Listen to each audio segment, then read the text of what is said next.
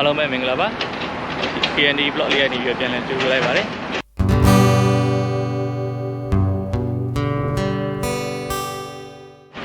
ဒီနေ့ကတော့ Bukit Batok nature park ကိုလမ်းလျှောက်မှာဖြစ်ပါတယ်အခုဒီနေရာနေပြီးတော့ဒါကတော့ Jurong East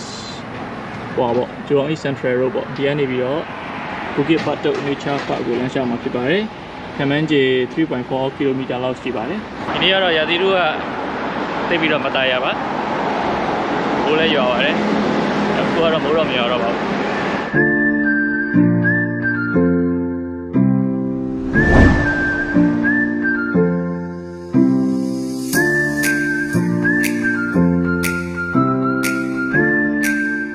ခုဆိုရင်ဒါ Bukit Batok nature park ကိုရောက်ပြီဖြစ်ပါတယ်ဒီနေရာတော့ entrance ပါ meeting point ပြရပါကျွန်တော်ဒီတက်တဲ့အတိုင်းပဲလျှောက်ပြီးတော့သွားပါမယ်ဒီနေရာကိုရောက်အောင်သွားပါမယ်โอเค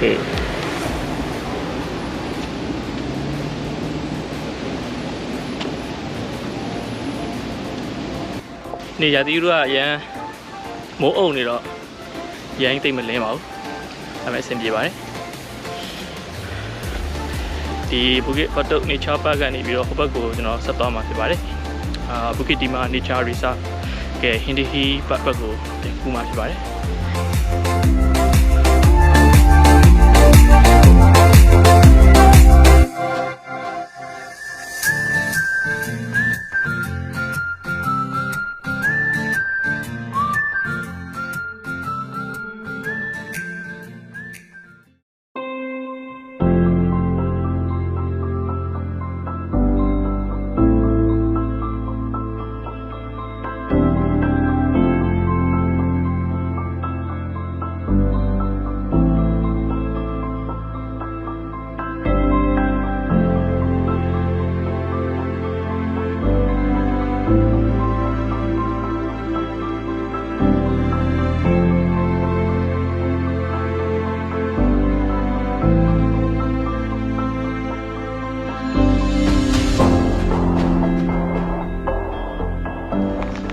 ဒီနေရာတော့အနောက်မှာဒါသူ့ရဲ့တဘာဝကြောက်တောင်ကြီးရှိနေရပါ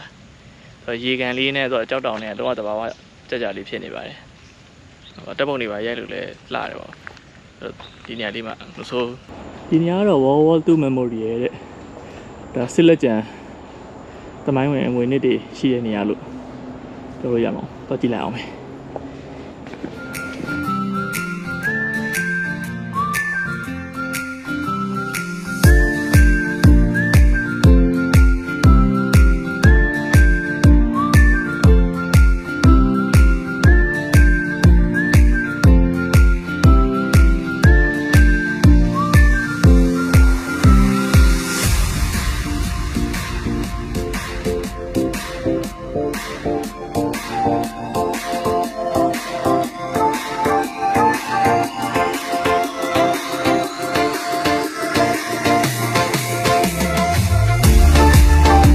World War II Memorial ပါငါတော့စောက်ကြီးပေါ့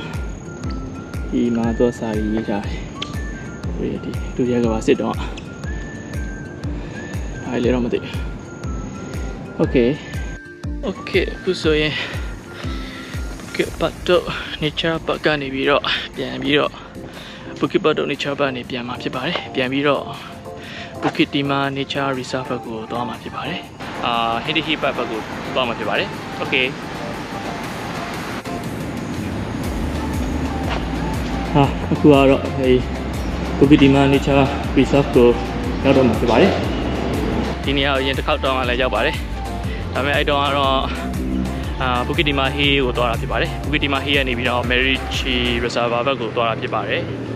အခုကတော့ Bukit Hill ဘက်ကိုမသွားတော့ပါဘူး Hindi nature park ထိပဲသွားမှာဖြစ်ပါတယ်โอเคအခုတော့ဒါ Bukit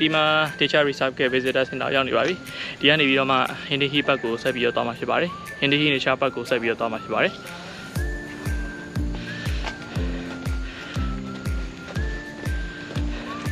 အချိန်ကတော့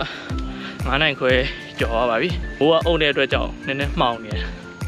သွားရတာနည်းနည်းလင်းအသိမလင်းဘူးပေါ့ဘိုးကဒီနေရာဒီနေကုန်ကျော်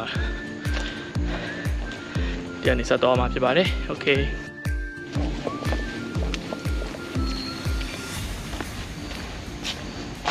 ဝါလောကောပွဲရတော့ပိတ်ထားပါတယ်သူကဘယ်တော့စပိတ်ထားလဲဆိုတော့30ရက်ဇူလိုင်ကစပြီးပိတ်ထားတာ expected completion date က31အောက်တိုဘာဆိုတော့အမှန်တော့ပြီးသွားတင်ပြီပေါ့ဒါပေမဲ့မပြီးသေးပါဘူးဒီနေ့9ရက် November ဆိုတော့ပြီးသေးပါဘူးအဲ့တော့စိတ်မကောင်းတာနဲ့ပဲဒီအမေဖက်ပြန်มาဖြစ်ပါတယ်โอเคဒီနေ့ vlog လေးကတော့ဒီလောက်ပါပဲခင်ဗျာအမှန်တော့ဒီနေ့ GoPro 11ကိုဝယ်ထားရတာမကြသေးဘူးအခုမှစပြီးတော့ testing စလုပ်တာဖြစ်ပါတယ်ဒီ Bukit Batok nature ဖတ်ကိုဘယ်လိုလာလဲဆိုတော့Bukit Batok MRT ကနေလာလဲရပါတယ်ကျွန်တော်ကတော့ MRT ကနေမလာဘဲနဲ့ကျွန်တော်နေတဲ့ Jurong East နေရာနေလာဖြစ်ပါတယ် Jurong East Central တို့ပေါ့နော်Jurong East Central ကနေပြီးတော့လမ်းလျှောက်လာတာဖြစ်ပါတယ် Bukit Batok nature park ကိုအရင်ရောက်ပါတယ်ပြီးတော့မှဒီ Bukit Timah nature reserve ကိုရောက်ပါတယ်သူတို့နှစ်ခုကွာဝေးကတော့1 km လောက်တော့ရှိပါတယ်โอเคဒီကနေပဲကျွန်တော်ပြန်တော့မှာဖြစ်ပါတယ်ဒီနေ့ကရှာတီလူကလည်းမှောင်တော့တိတ်ပြီးတော့မလင်းပါဘူးဗီဒီယိုကလည်းခုမှစပြီးတော့ testing လုပ်တာဆိုတော့โอเคဒီလောက်ပါခင်ဗျာအားလုံးပဲကြမ်းမှချမ်းသာကြပါစေ bye bye